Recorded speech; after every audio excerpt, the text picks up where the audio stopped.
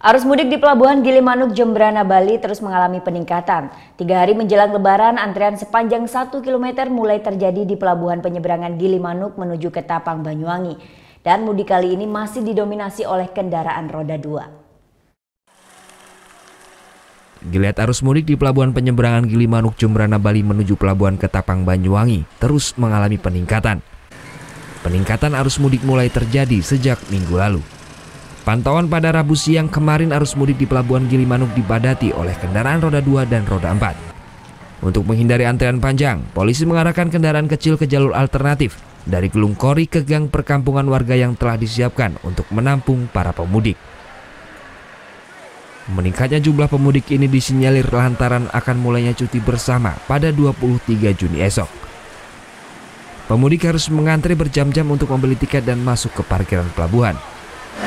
Jam 2, dari jam 2 malam. Sampai di Gilimanuk jam berapa tadi, Pak? Gilimanuk kira-kira jam 4. Jam 4 pagi. Jam 11. Pas mudik memang sering kena antrean gini, Pak? Ya, tiap mudik. Ini mau kemana, Pak? Mau ke Jember. Ya. Sementara itu, menurut General Manager PT ASDP Pelabuhan Ketapang Gilimanuk, Elvi Yoza mengatakan hingga 4 hari sebelum Lebaran kondisi arus mudik di Pelabuhan Gilimanuk tampak pada lancar. Meskipun sempat terjadi antrean di luar pelabuhan, namun berkat kesiapan ASDP dan aparat kepolisian, maka kepadatan bisa diatasi. Pagi ini kita dari semalam memang ada kepadatan, tapi bisa kita kendalikan, bisa masuk ke area pelabuhan.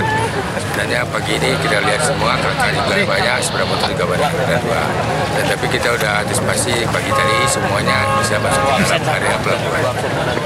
Dan semua kapal sekarang kita posisikan dibagi, ya. Ada kakaknya, ada roda 2-nya. Jadi semuanya kita bagi sesuai dengan kapasitas kapal.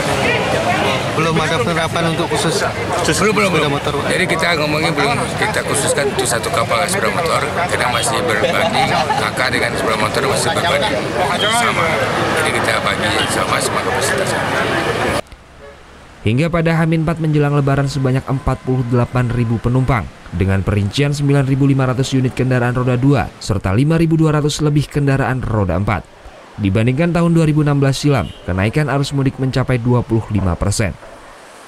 Putu Wijana melaporkan untuk NET. Halo, jangan lupa subscribe dan juga nonton tayangan berita lainnya di sebelah sini. Subscribe, nonton lagi.